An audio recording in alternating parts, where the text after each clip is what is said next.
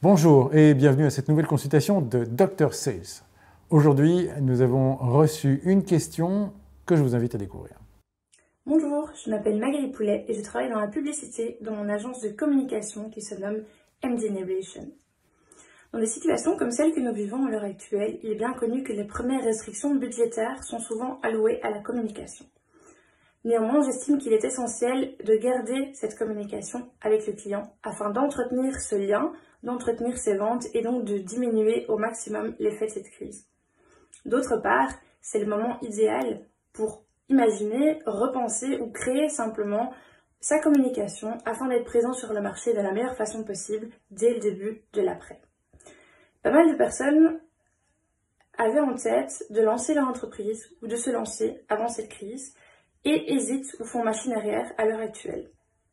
D'où ma question simple, et pourtant nous sommes en droit de nous la poser, est-il judicieux de lancer son entreprise à l'heure actuelle? Et si oui, comment tourner cette crise de façon avantageuse? Merci à vous. Merci à vous surtout d'avoir posé la question et merci à vous surtout d'avoir envie d'entreprendre dans une période aussi complexe, aussi inédite, aussi incroyable. Ma réponse est simple, elle ne mérite même pas une minute de vidéo. Ma réponse est oui, oui, oui, oui mais. Oui, c'est une super période pour entreprendre.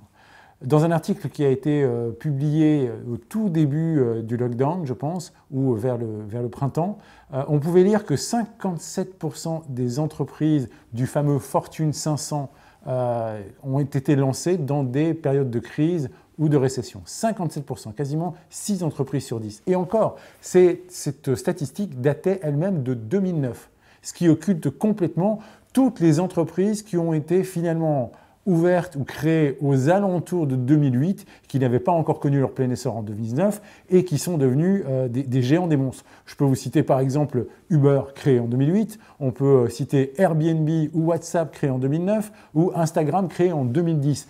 Toutes ces entreprises, d'une façon ou d'une autre, sont des filles de la crise. Elles sont arrivées à un moment où le marché était prêt. Oui, pourquoi? Parce que justement, les crises ont ce mérite de faire de la place aux idées neuves. Et dans une période traditionnelle où tout va bien, dans une période faste, la majeure partie des entreprises ne sont pas prêtes à challenger ce qui fonctionne, à remettre en question leur modèle. Pourquoi? Parce que ça tourne. C'est un travers, évidemment, de ne pas vouloir se rénover et se réinitialiser quand tout tourne. Mais d'un autre côté, c'est bien humain. Vous le savez tous, on ne change pas une équipe qui gagne, on ne change pas une recette qui fonctionne.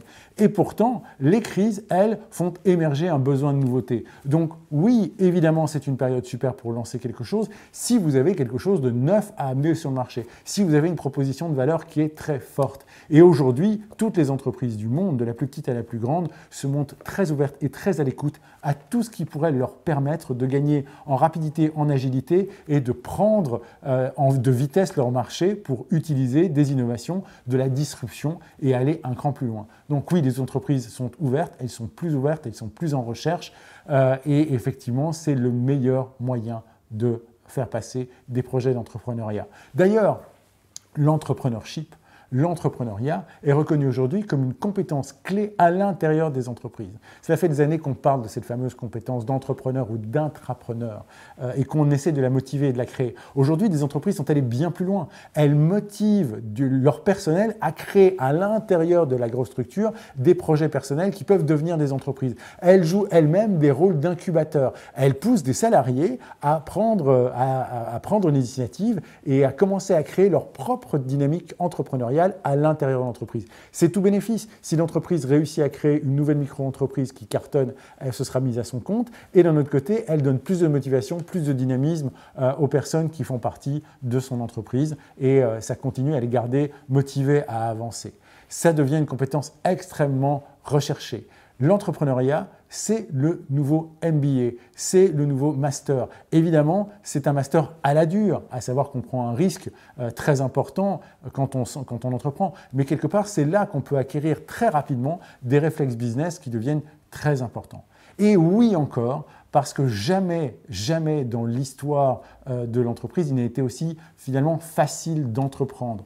Que ce soit en Belgique, en France ou de toute l'Union européenne, des moyens énormes et colossaux ont été mis en place pour accompagner les projets entrepreneuriaux, les aider, accompagner les jeunes pousses.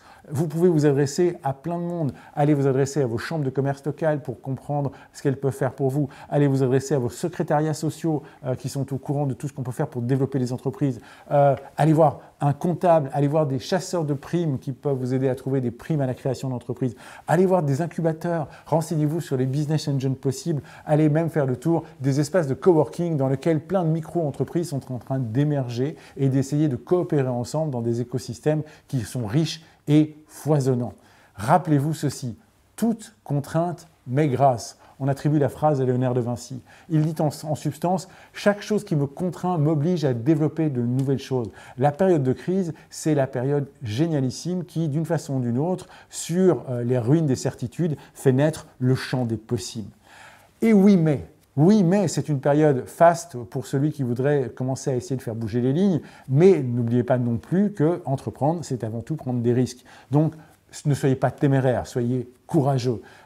Commencez à réfléchir aussi très rapidement en termes de trésorerie. Ne vous lancez pas avec 0 franc en poche. Arrivez à fédérer autour de vous des capitaux à faible coût. Jamais emprunter n'a été aussi peu cher, on le sait, qui pourraient vous être utiles pour démarrer.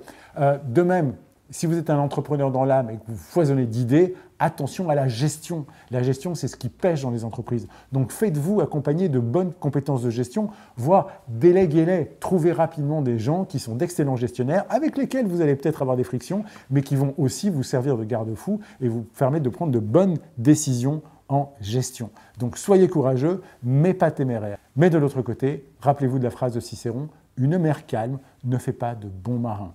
Aujourd'hui, les entrepreneurs qui naissent et qui prennent la mer sur cette mer très agitée vont gagner des compétences et vont gagner une agilité, une résilience qui est quasiment inédite. Alors oui, évidemment, tout le monde ne va pas franchir le cap. Il y a des entreprises qui vont se casser la figure. Il y a des entreprises qui vont boire la tasse.